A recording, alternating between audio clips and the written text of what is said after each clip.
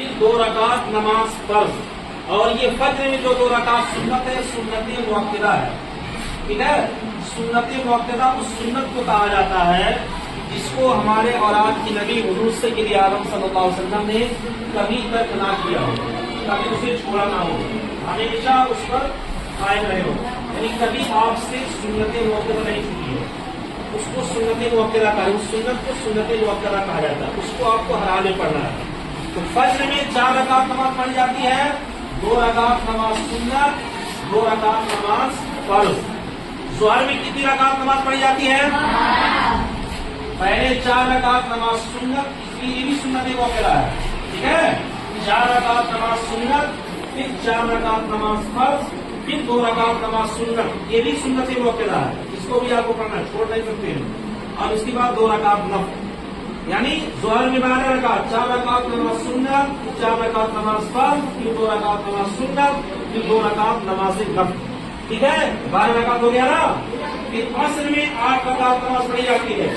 پہلے 4 رکعت نماز سنت, یہ غیر مؤکدہ ہے, یعنی اگر آپ اس کو چھوڑ دیتے ہیں اس میں کوئی گناہ نہیں ہے. ٹھیک ہے, لیکن اس کی عادت مت بنائیے, اس کی عادت مت بنائیے گا, مطلب سنت پڑھنے نہ کریں گے, ایسا نہیں ہے.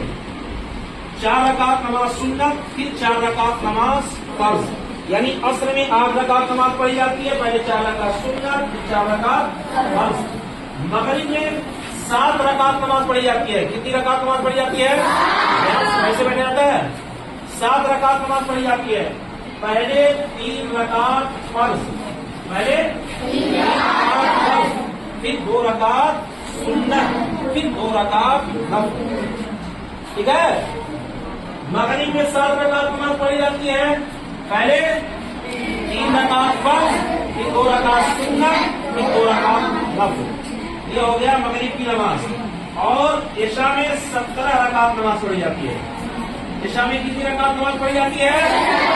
17 رکعت نماز پڑھی جاتی ہے. پہلے 4 رکعت نماز سنت, پھر اس کے بعد 4 رکعت نماز فرض, پھر اس کے بعد 2 رکعت نماز سنت, پھر 2 رکعت نماز نفل, پھر اس کے بعد 3 رکعت فطر واجب, پھر فطر واجب کے بعد 2 رکعت نماز نفل. تو کتنا ہو گیا؟ 17.